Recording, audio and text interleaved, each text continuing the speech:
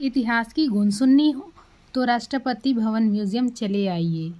राष्ट्रपति भवन केवल राष्ट्रपति के निवास ही नहीं बल्कि हमारी संस्कृति, विरासत और इतिहास का जीवन संग्रह भी है। राष्ट्रपति भवन म्यूजियम का वो कोना जो हर दिल को छू लेता है, वो है एपीजे अब्दुल कलाम को समर्पित सेक्शन।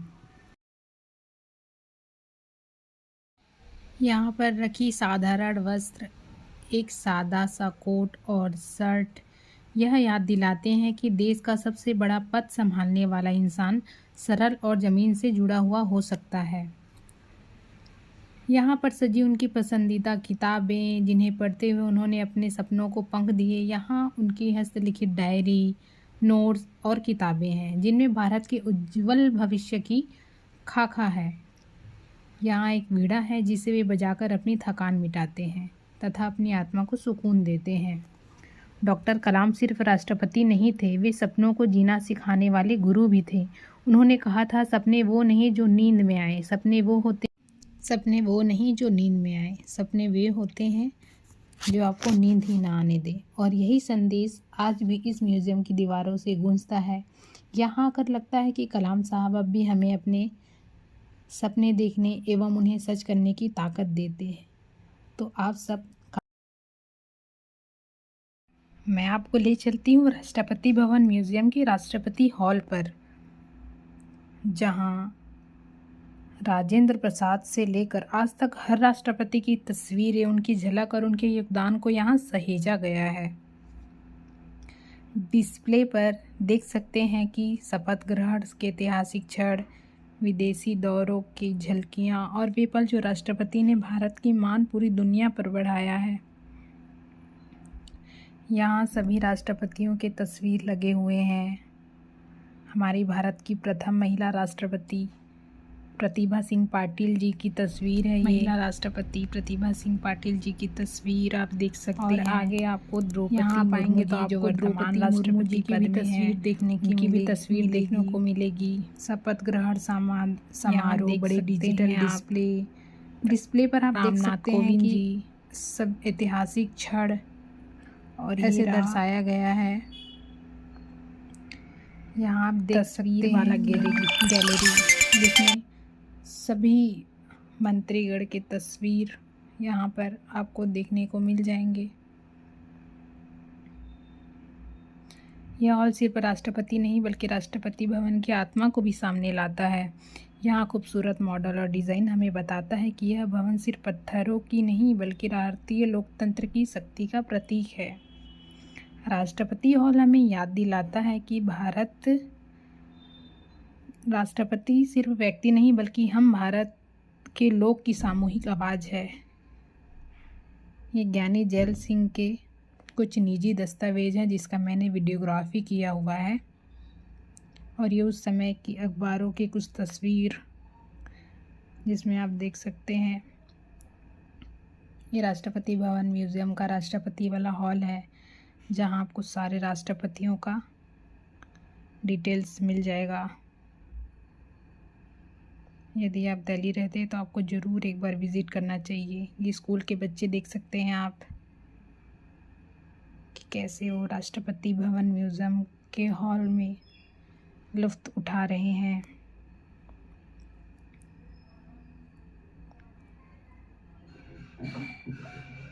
भारत की लोकतांत्रिक यात्रा, ये ज्ञानी जैल सिंह को समर्पित सेक्शन हॉल है जिसमें उनका निजी सामान रखा हुआ है। ज्ञानी जैल सिंह का जन्म पंजाब में हुआ था। साधारण किसान परिवार से थे और बचपन से ही देशभक्ति की भावना उनमें कूट कूट के भरी थी। आज़ादी की लड़ाई में उन्होंने हिस्सा लिया, ब्रिटिश सरकार के खिलाफ संघर्ष किया, जेल भी गए और बाद में राजनीति में सक्रिय हुए। आगे आपको मैं दिखाती हूँ कि ये कुछ मॉड्यूल्स हैं जो मंदिरों के डिज़ाइन को दिखाते हैं। ये अमृतसर के मंदिर का डिज़ाइन है, इंटायर डिज़ाइन आप देख सकते हैं जो गोल्डन टेम्पल है। गोल्डन टेम्पल बिल्कुल ऐसा ही है, मैं एक बार गई हुई हूँ वहाँ। और ये साउथ की एक मंदिर है। ये वो तोहफे हैं जो राष्ट्रपति को सप्रेम भेंट द्वारा दिया गया है।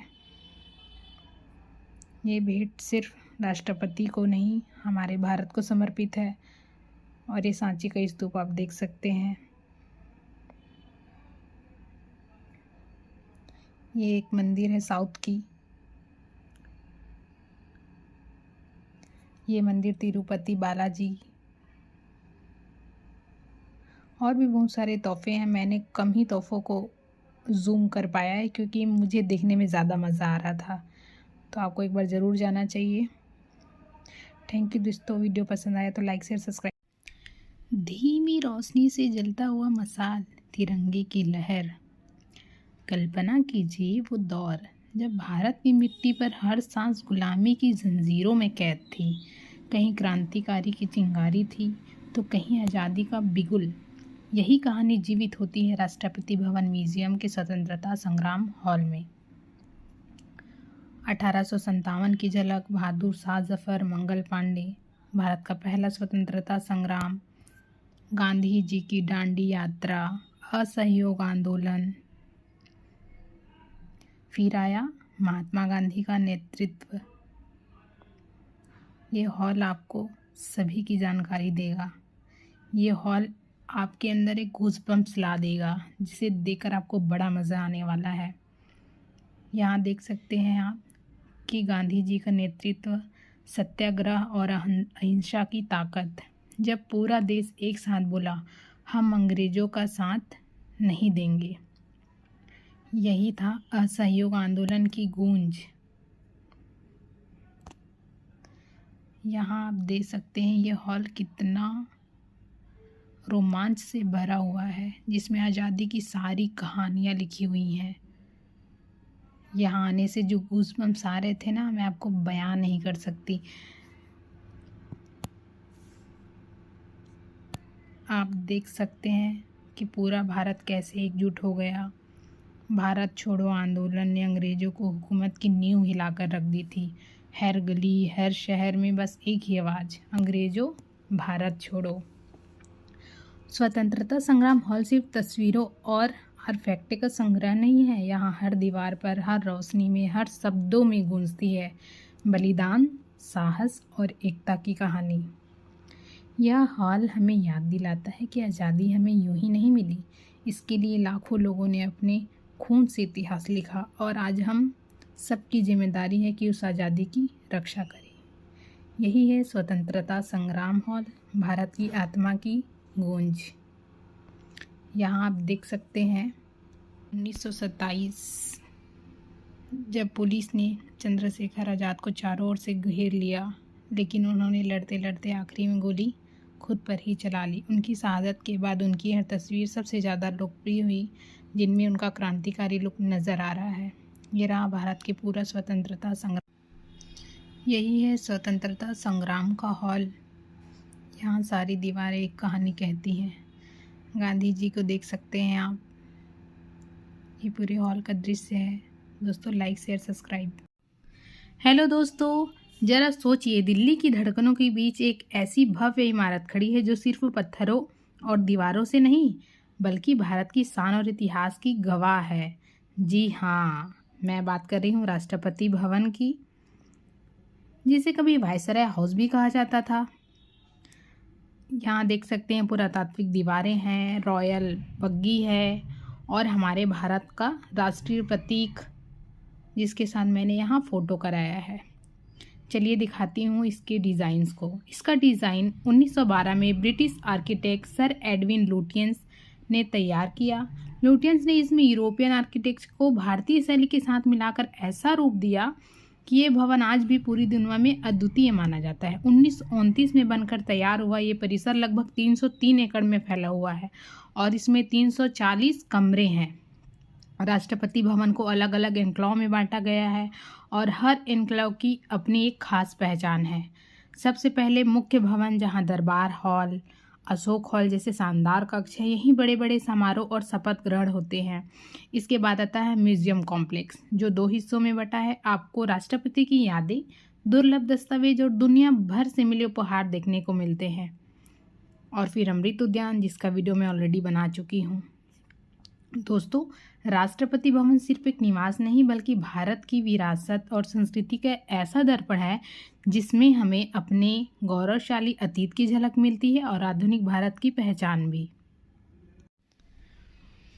यह इनक्लेव खास तौर पर भारत के सभी राष्ट्रपतियों के जीवन और योगदान को दिखाने के लिए बनाया गया है। उनके कार्यकाल की झलक, दुर्लभ फोटोग्राफ्स, व्यक्तिगत वस्तुएं, वीडियो आर्काइव रखे गए हैं। डिज़ाइन ऐसा किया गया है कि आगंतुक टाइमलाइन के साथ साथ चलते हैं जैसे आप एक कालखंड में सफ़र कर रहे हों। आपको यहाँ बड़ा मज़ा आने वाला है। आप यहाँ आइए और खुद देखकर जो लुत्फ़ उठाइए, उसमें कुछ ज़्यादा ही मज़ा है। हर एन्क्लेव की अपनी एक अलग कहानी है। यहाँ पास में आकर देखने से जो पता चलता है ना, वीडियो में तो उतना अच्छे से आ भी नहीं पाया है। हर एक एन्क्लेव कुछ न कुछ कहानी कहता है। शायद मैंने अच्छे से वीडियो में कवर भी नहीं कर पाया हूँ उन चीज़ों को। आप ज़रूर अगर दिल्ली रहते हैं तो एक बार राष्ट्रपति भवन आपको जाना चाहिए। बाहर जैसे ही आप निकलते हैं तो आपको देखने को मिलेगा। म्यूज़ियम को 3 पार्ट में बांटा गया है।